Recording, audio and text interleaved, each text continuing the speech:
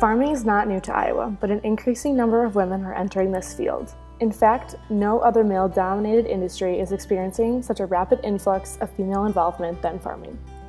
Of the 3.3 million farm operators, 30% of them are women. Women are running farms of all sizes, but the majority have annual sales of less than $10,000, according to the USDA. Half of female-operated farms specialize in livestock, like Lois of Reichert's Dairy Air. We got into goats because my son couldn't drink cow's milk, and my husband begged and pleaded, could we please get the goats? And I kept saying, no, no, no. Finally gave in, and then I fell in love with the animals. My favorite part is the goats. I enjoy taking care of them. When babies are born, that's like the best part. And milking, I really enjoy milking. That's how I got into it. It's relaxing to me. I like that time with the animals. I just milk 2 at a time, so you get close. There are a lot of misconceptions about goats, for one thing. So many misconceptions about goats. People think goats are hardy, easy, they don't need much care, they'll eat whatever you give them, they'll eat anything. And goats are really difficult animals to raise. And the reason is we've taken them so far out of their natural environment.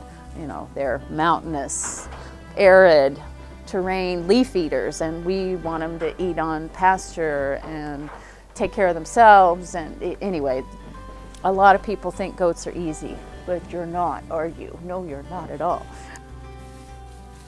Everybody in here is female, except the Angoras are castrated males, the fluffy ones. The males are kept on the other side of the house. The males are kept far away because they put out a tremendously nasty smell, and it just gets in the milk. My herd is technically closed, meaning I don't bring in other animals from the outside, except a male occasionally, and their males aren't with them except for 10 minutes to breed. There are a lot of misconceptions about goat cheese, that it's nasty and tasty, and there are bad goat cheeses out there. I've had a lot of bad goat cheese. That was one reason I wanted to start making cheese. It doesn't have to taste like that. I enjoy the challenge of it. I've gotten pretty good at it. Last year I won Best in Show and Reserve Best in Show at the national competition for my cheese, so I like that. I'm a bit of an overachiever, and this is a good way to do it. I'm really working hard at my breeding, and many of them give 2 gallons of milk a day, which is really good for a dairy goat. The better goat I can have, I can still milk that number I like and get more and more milk and make more and more cheese without having to have a big herd. And to me, that makes the most sense. It's fewer mouths to feed. I'm limited by my space here. We don't have to clean the barn as often, that kind of thing. I tried a couple of years ago milking 19, and it just sucked all the fun out of it.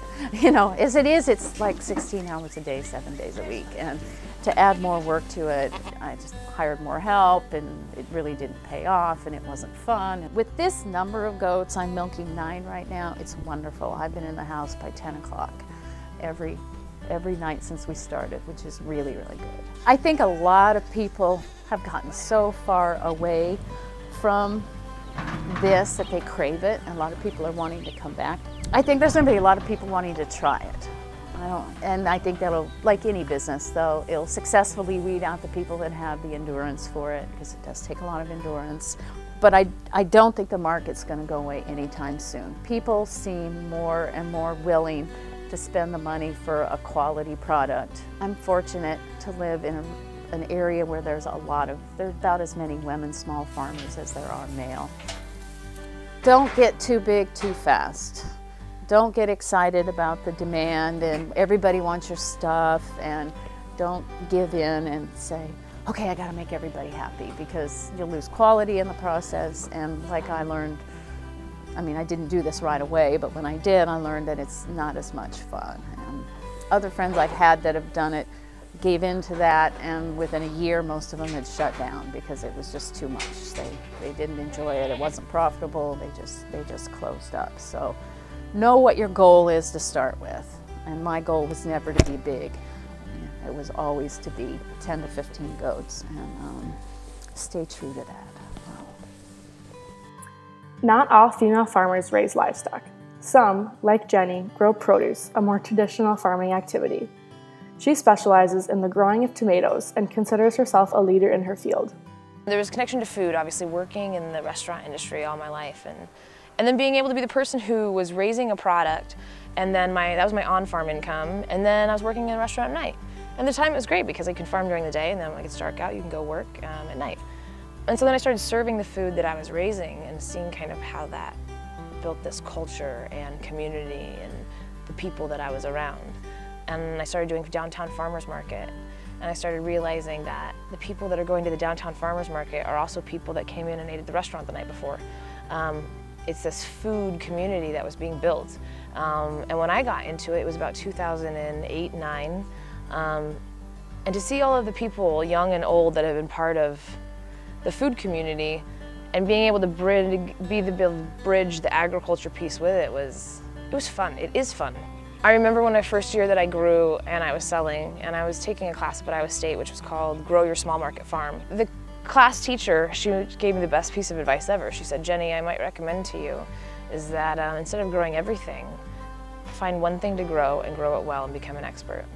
Because at the time I was 26 and people were not taking me anywhat seriously in the fact that I was a farmer. They said, "Oh, is it a garden or is it a farm? What's the difference? And are you really the one doing the work, or do you make all the men do it for you?" Because I'm a very, very confident woman. It also has to do with people and their perceptions of what a farmer looks like. I mean, so at night, you know, I wear, you know, all black. I manage a restaurant and I have my hair up and I put makeup on, and people look at me and they say, "You're not a farmer." You know, I'm a tall, thin woman, and they just look at that and think, you know, "You're not really a farmer." And I love to work. So I know that means I'm meant to be a farmer, you know. You have to really love to work to be able to do this. Finally, now that I'm a female-owned business, I'm finally a minority. And I think that's something to praise about. It means that the government says there's a lack of this somewhere and we want more of it. And we're willing to pay for it. Showing Iowa that gender and agriculture shouldn't have to play such a specific role. The most important thing that I think about as I progress is the fact that if I'm sustainable or not. Getting to the point where my quality of life that I want to have and what I've worked for meets with doing something that I love, that's sustainable for me. More and more women are taking to the fields and barns and emerging as leaders in the agricultural field. People like Lois and Jennie are examples of how successful female farmers can be with strong will and hard work.